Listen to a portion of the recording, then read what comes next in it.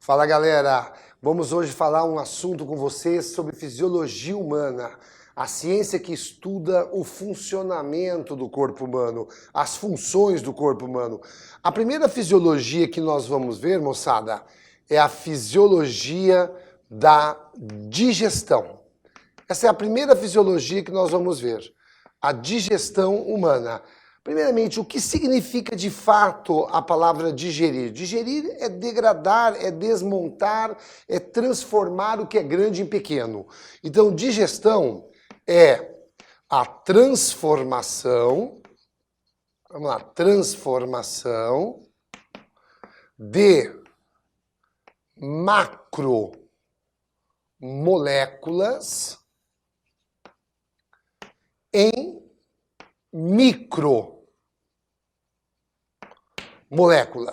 Então, a digestão é a transformação da molécula grande, ou seja, da macromolécula, em micromolécula.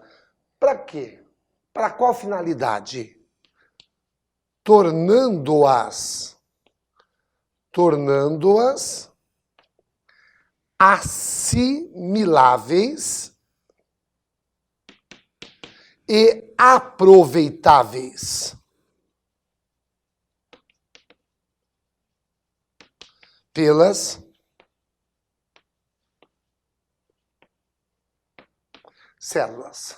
Então, a digestão é a transformação de molécula grande, tornando-a pequena, com isso tendo capacidade de ser absorvível e utilizável pela célula. Qual a finalidade da nossa processo digestório? Então, quais as funções relacionadas com a nossa nutrição? Para que a gente precisa comer de fato? Quais as finalidades do nosso processo digestório? Uma das finalidades é para a aquisição energética. Então, uma das finalidades da nossa digestão é para obter energia a fim de todas as nossas atividades celulares acontecerem, todo o metabolismo. E a outra finalidade do processo digestório é para a reposição de tecidos.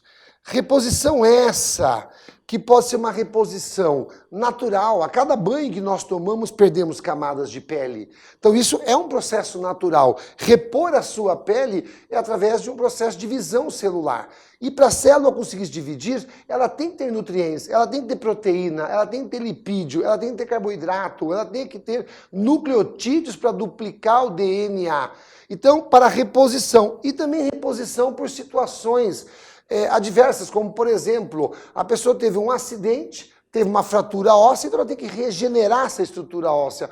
Ou processos metabólicos naturais. A mulher menstrua todo mês, então todos os meses ela tem que repor aquela camada interna do útero, chamada de endométrio, e para isso precisa ter nutrientes. Acompanhe o professor aqui. Como é que nós classificamos os nutrientes? Olha lá. Então, a classificação dos nutrientes. Esses que nós utilizamos, seja ele para a aquisição de energia, ou seja ele para uma outra finalidade.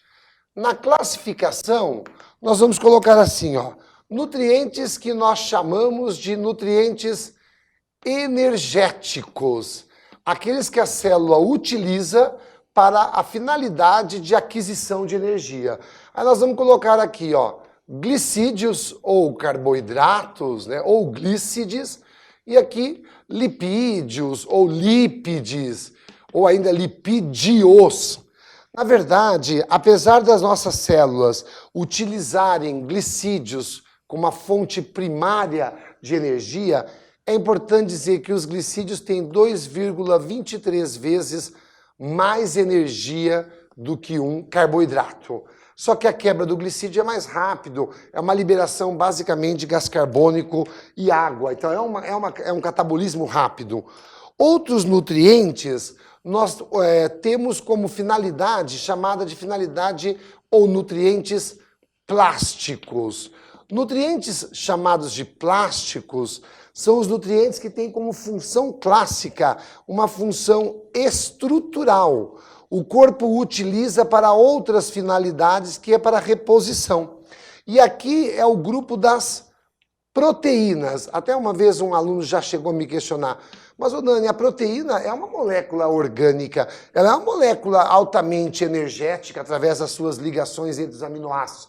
Sim, mas uma célula só utiliza a proteína como fonte de energia quando não disponibiliza de reserva de glicídio e nem de reserva de lipídio. Ela acaba utilizando a proteína como fonte de energia.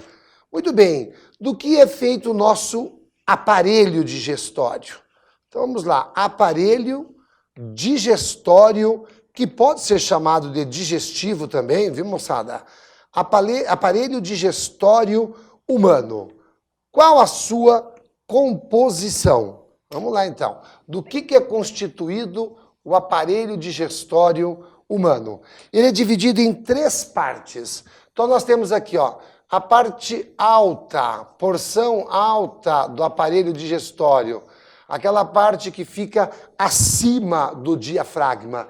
Então, nós vamos ter aqui, ó, iniciando pela boca, pela faringe e esôfago. Então, estes são os constituintes da porção alta do aparelho digestório. Na boca, nós encontramos alguns anexos, estruturas que estão presentes na boca, não fazem parte do aparelho propriamente dito, mas é necessário para que o processo digestório de fato aconteça. Entre esses anexos que nós encontramos na boca, nós vamos ter aqui, por exemplo, a dentição. Os dentes estão relacionados com a trituração, com a mastigação, que nós chamamos de digestão mecânica, literalmente a quebra de alimentos. Depois nós temos aqui a língua. A língua para o processo digestório, ela está relacionada diretamente, olha lá, com a percepção de gosto. Então, função gustativa, ou seja, a gustação. Nós possuímos chamados de botões gustativos ou papilas gustativas pela língua, que são microcavidades cheias de neurônios sensoriais e que façam que perceba o sabor de salgado, doce, azedo, amargo, ou a mistura de mais de um deles, como chamamos, por exemplo, agridoce. E também o fato de ela a responsável pelo ato de engolir o alimento, pela situação de deglutição. É um movimento voluntário, mas que a gente aprendeu desde que nascemos. Logo que a gente é iniciado no processo de amamentação com a mãe, a criança acaba se engasgando muitas vezes. Ela vai aprendendo a fazer o processo de deglutição. Quantas pessoas chegam na terceira idade, ela perde a capacidade de fazer a deglutição de maneira correta, se engasga muito facilmente. Às vezes, situação complicada, já usa a dentadura meio que solta na cavidade oral, porque há um desgaste ósseo, ou também já perdeu alguns nervos que coordenavam o movimento da língua por algum tipo de doença degenerativa. Então, há uma dificuldade maior para engolir. E isso é fator determinado pela língua. E, além disso, nós também temos aqui as glândulas, chamadas de glândulas salivares, relacionadas com o processo digestório.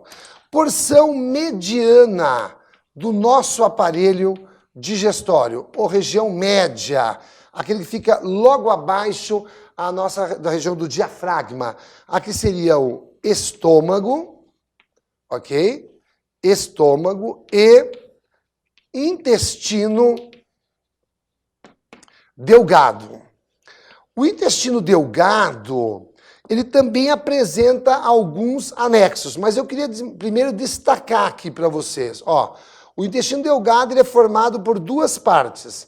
A primeira região nós chamamos de duodeno, ele tem mais ou menos 25 centímetros, e a segunda parte é o que nós chamamos de jejuno íleo. E o jejuno íleo tem mais ou menos uns 5 metros de comprimento. Na região conhecida como duodeno, nós também vamos encontrar alguns Anexos associados com o duodeno. Tá, quais anexos então? Vamos lá. Junto ao duodeno, eu vou colocar aqui por ordem de união ou de sequência. Quem está ligado com o duodeno? Quem está ligado com o duodeno, na verdade, é o pâncreas. Já já o professor vai esquematizar para vocês observarem. Quem está ligado com o pâncreas? Vesícula biliar. Também vamos saber para que serve isso tudo. Vesícula biliar. E quem que está ligado com a vesícula biliar? O fígado. Ok? Então, estes são os anexos que estão associados a esta primeira parte do intestino delgado, chamado de duodeno. Vamos lá, galera. Acompanha aqui o professor. A terceira parte do aparelho digestório. Então, porção alta, porção mediana e porção agora baixa do aparelho digestório. A parte baixa do aparelho digestório é constituído de intestino grosso, mais ou menos 1,5 m de comprimento, ok? Depois nós temos aqui a curva, chamada de curva sigmoide. Aí nós temos o canal do reto e o próprio esfíncter anal, ou seja, o ânus. Como que de fato acontece o processo digestório?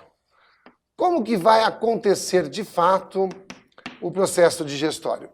A digestão, ela tem início de verdade, então o começo da digestão, ou seja, o início do processo digestório se dá na região bucal, na região da cavidade oral, ou seja, na boca. Muito bem, mas qual a digestão? Não só a digestão mecânica, mastigação, mas também digestão química. Porque aqui na boca nós vamos encontrar a digestão apenas de polissacarídeos.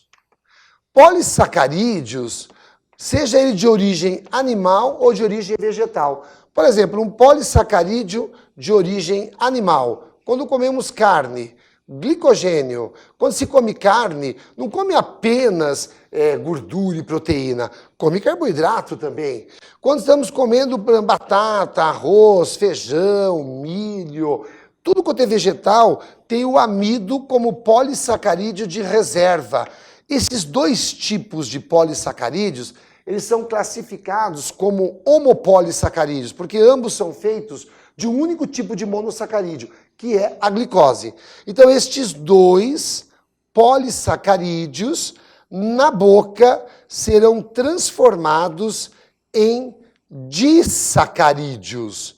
Moléculas menores formadas por dois monossacarídeos. E estes disacarídeos são, na verdade, várias moléculas de maltoses. Quem que faz essa quebra, professor? Quem faz esta reação é uma enzima presente na saliva. Esta enzima, na verdade, ela é chamada de amilase. Amilase. Há quem a chame de pitialina também, mas pitialina é praticamente o nome da saliva. Amilase mais muco. Esses são os componentes que nós encontramos na saliva, que é chamada também de pitialina. Ok? Então, a pitialina, ou seja, a saliva, é constituída da enzima amilase e tem muco, que é feito basicamente de carboidrato, que é para amolecer o alimento e também não só isso, para envolvê-lo e facilitar sua descida via esôfago. Então, a digestão de fato tem início na boca. A quebra é de polissacarídeos, seja origem animal, glicogênio, origem vegetal, amido.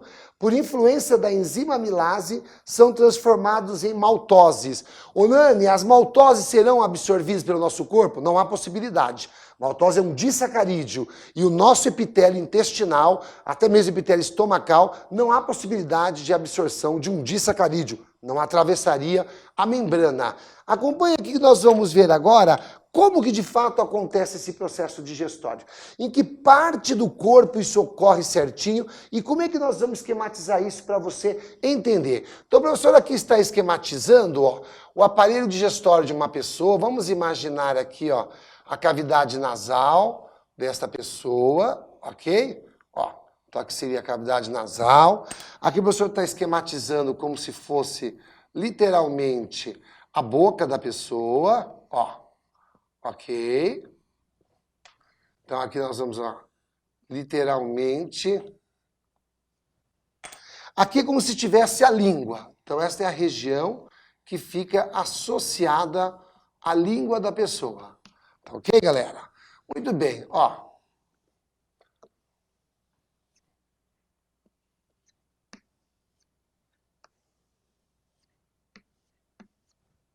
Nessa parte aqui final, ó, já, ó, aqui nós já chamamos isso aqui de região da faringe. Ela tem aqui uma entrada que agora realmente não vai me interessar. Então, nesse momento da aula, isso não será importante. O importante para nós será esse local aqui nesse momento. Ó, vamos lá. Então, aqui você está identificando, ó, essa é a região. Imagine aqui a úvula, a campainha, né? Ó. Então, aqui eu tenho literalmente a língua. Observe que nós encontramos na cavidade oral um conjunto de glândulas salivares. Ó. Aqui nós temos logo abaixo da língua as chamadas glândulas sublinguais. Aqui embaixo nós temos as chamadas submandibulares. Aqui do lado as chamadas parótidas, que seriam as glândulas salivares maiores. Esta região aqui, nós já poderíamos chamar isso aqui de faringe, ó. Então, a região da faringe, ok? E aqui eu tenho o epiglote. Esse aqui, ó, o epiglote. É como se fosse uma porteira.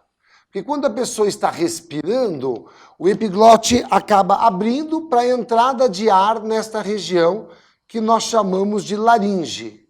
Então não me interessa agora a laringe, o que me interessa agora é o esôfago, que faz parte aqui do aparelho digestório.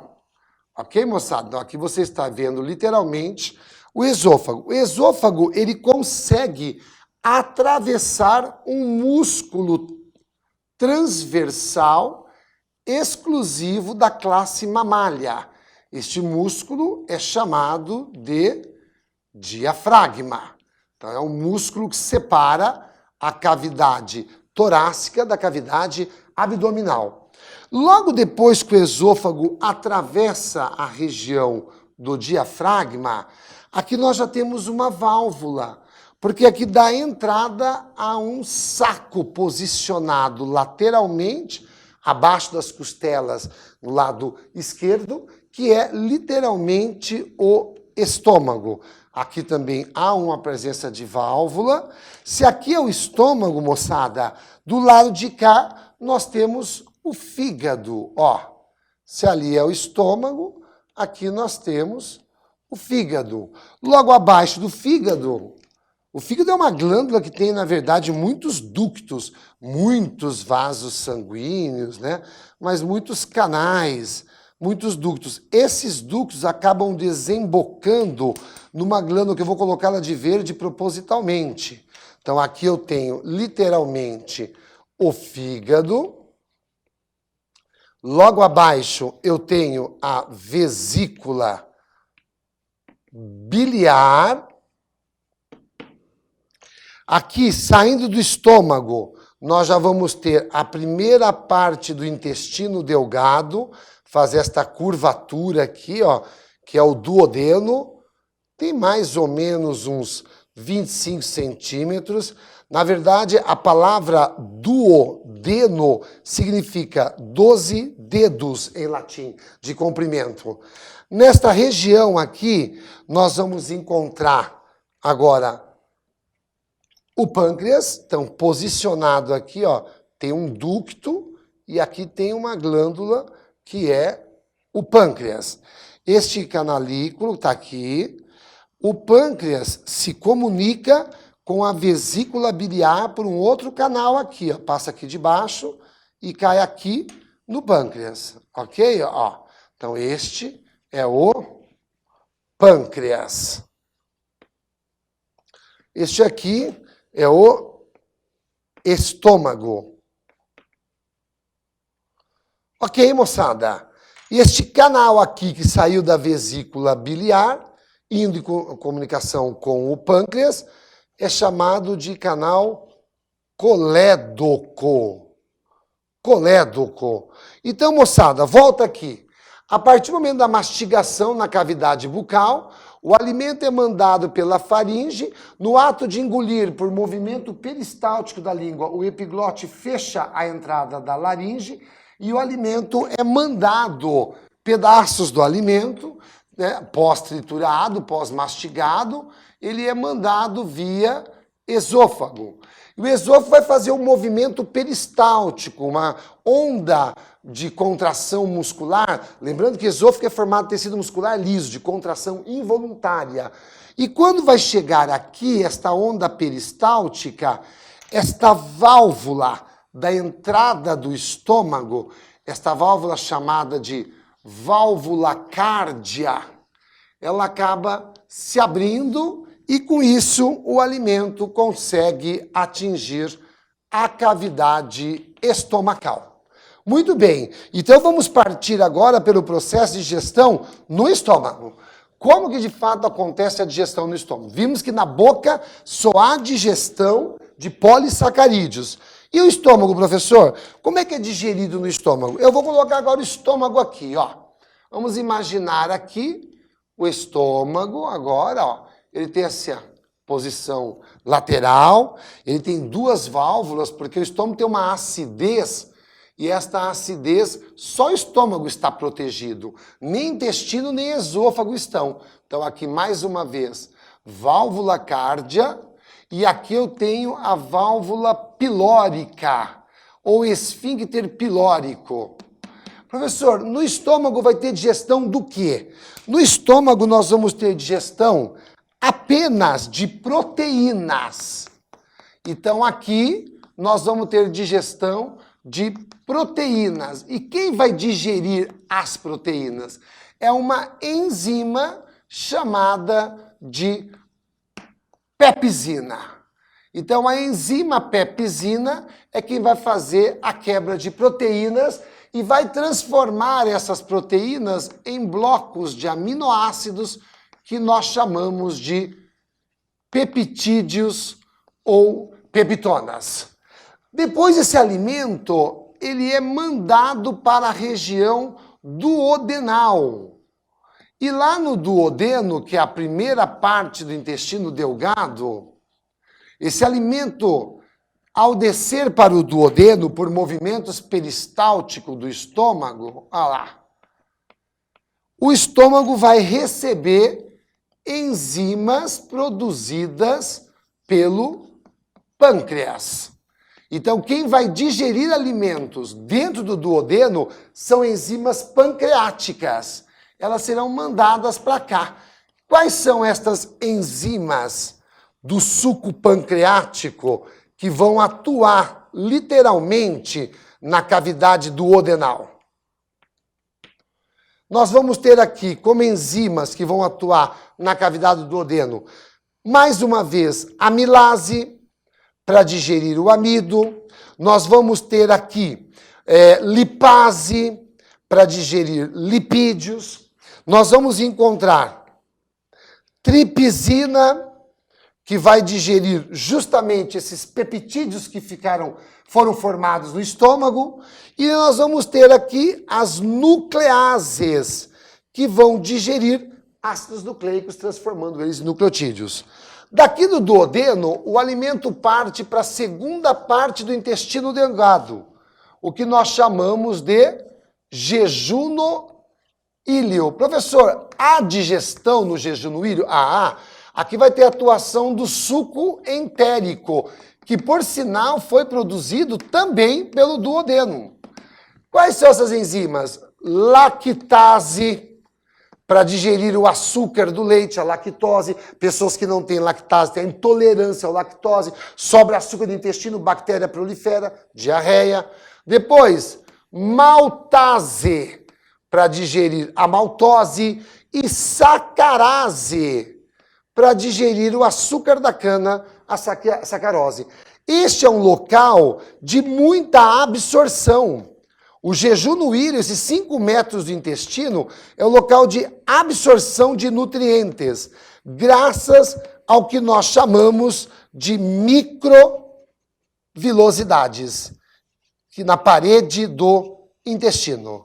É aqui que de fato vai acontecer a absorção. Aquilo que não foi digerido, não foi absorvido, quando chegar no intestino grosso, lá de fato vai ter apenas a digestão, a absorção de água e sais minerais. Não há processo digestório a nível do intestino grosso. Lá tem síntese de vitaminas, em especial lipossolúveis pelas bactérias que habitam o intestino grosso, chamados de biota intestinal, antigamente flora intestinal, e absorção de água e minerais a fim de formar o bolo fecal do intestino grosso. Segue pela curva sigmoide, canal do reto, eliminado do corpo via ânus, e o organismo está perfeitamente funcionando o seu aparelho digestório. Valeu, moçada?